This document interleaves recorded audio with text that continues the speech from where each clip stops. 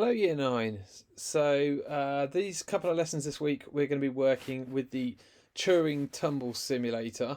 So, this is part of our topic on computation. So, in term 5, we've been using simulations and games that show us the true nature of computation. Human resource machine, effectively simulated assembly language, which is how you program a CPU.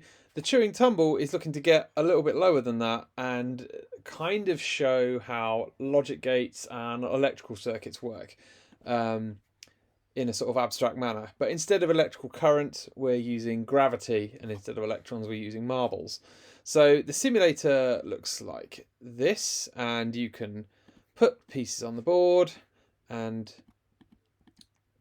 kind of then release marbles, and they'll fall down, and this is great. There are a series of challenges in the worksheet, so that's where you're going to need to start. So in the classroom, you've got a click link to the worksheet, the simulator itself, but you actually want to go to the worksheet. It will look slightly different for you. I'll open the worksheet now, and this is what it looks like.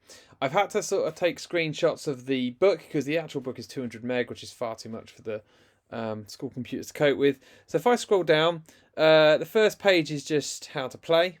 Which some of which is less relevant, obviously, if you're not using the physical Turing tumbles. Then challenge 1, let's look at challenge 1. Now, what I've done, I've taken a screenshot of the challenge and put it on a page. But if you look down a little bit, there's a link here called challenge 1. And what that does, if you click on that, it actually takes you to the Turing tumble simulator with the starting position pre-populated. So you can see I've already got these green bits ready to go, because the challenge in the picture says you must start with this, and then you have these other 4 pieces that you can put wherever you need to put to guide. In this case, we're looking for all the blue balls to just come out. Okay, so the required output is up here, and this is what sets the conditions of the challenge. So in this instance, we just need all the blue marbles to make their way to the bottom. And so I'll come over to here, and I've been given these pieces. I'm allowed to add 4 more of these green ones. It's just going to be add them like that. And then I can go back to the little finger icon here and click that to release a blue ball. Every program should only require the releasing of 1 marble. After that, the computer, as it is, should run completely autonomously. And you can see I'm collecting all the blue balls.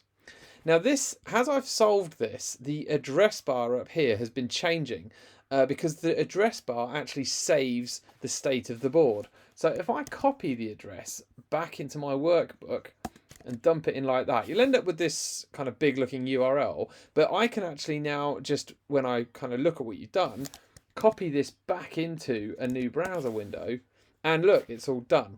And so when you solve something, I just want you to copy that address bar back into the workbook. So if I go to one of the slightly further ones, and it's giving me this new part, challenge 5, again, underneath there's a link. If I click on the link, it creates the board with the starting position ready to go. Then I look back at the challenge. What am I trying to get? I'm trying to get blue, then red, then blue, then red. I need to set a blue ball off. Sometimes it will be a red ball the challenge will start with, and I'm allowed to add 9 green parts to the board. So let's go. I'm not sure what the actual solution to this one is. What am I looking for? Green, red, green, red. Okay, well, it might take me a little while to figure this one out. But the idea is you just add the parts you need. If you get in a mess, then just come back, click on the link again, and you'll get the starting position again. Okay, so you might get in a mess with it. There are various controls on the right hand side, so you can speed things up. You can, if you've set the marbles going and you've got in a bit of a mess, you can just click on this button on the right hand side to reset the marbles. And I just want you to go through the challenges in order, solve it, paste a link to your solution in the worksheet, and just keep going, really. I think I've got 20 challenges copied into here. There are plenty more if you do finish them, but we'll have to figure out how to get hold of those. But in one lesson, I think if you got all those done, that'd be pretty good going. So yep, have fun. Once you've done it, come back to the classroom, just put a comment on the classroom to say how far you got, and I might have a look at like the last one you got to, and then hand it in at the end of the 2 lessons.